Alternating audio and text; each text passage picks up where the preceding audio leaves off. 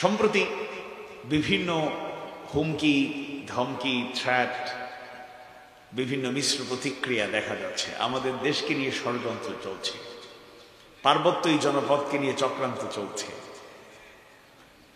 পালানো ব্যক্তিরা, পতিত সরকারের সেই সব দোসররা দেশে থেকে কিংবা দেশের বাহিরে যারা অবস্থান করছেন তারা চক্রান্ত অব্যাহত রেখেছেন।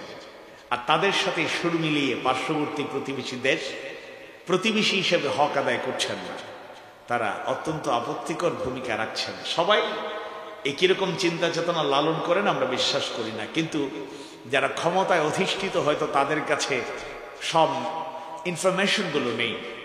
চট্টগ্রামকে তারা নিয়ে যেতে চান, সিলেট রংপুর নিয়েও তাদের স্বপ্ন।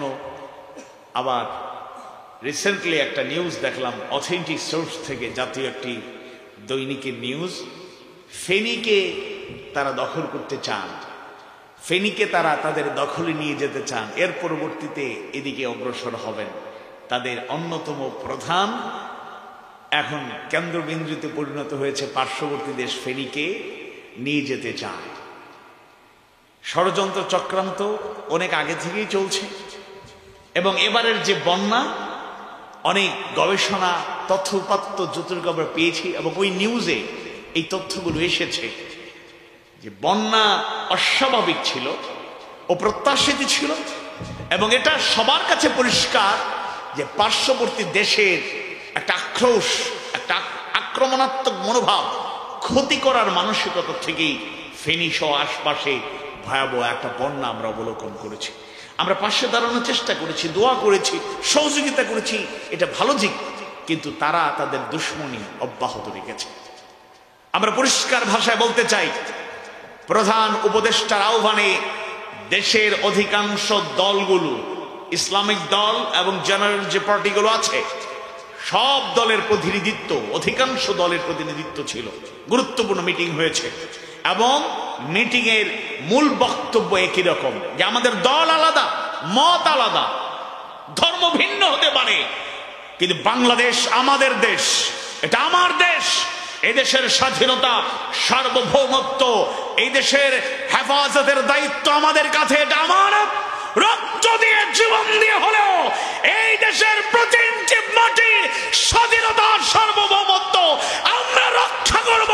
কোন অপশক্তি এক ইঞ্চি জায়গা দখল করতে পারবে না, পারবে না, পারবে না। ধর্মীয় নেতাদের সাথে, আলেম ওলামাদের সাথেও মত বিনিময় হয়েছে, এক্সচেঞ্জ অফ ভিউজ হয়েছে। তারাও আশ্বাস দিয়েছেন, আশ্বস্ত করেছেন।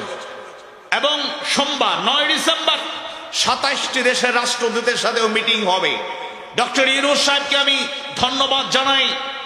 তিনি বলেছেন আমাদেরকে ঐক্যবদ্ধভাবে গোটা দুনিয়াকে জানিয়ে দিতে হবে এই দেশের প্রতিটি নাগরিক, দেশপ্রেমিক মানুষেরা ধর্ম বর্ণ নির্বিশেষে, দলমত নির্বিশেষে দেশের স্বার্থে, দেশের মহব্বতে, দেশের ভালোবাসায় ইস্পাত কঠিন মজবুত ঐক্য করে তুলেছে।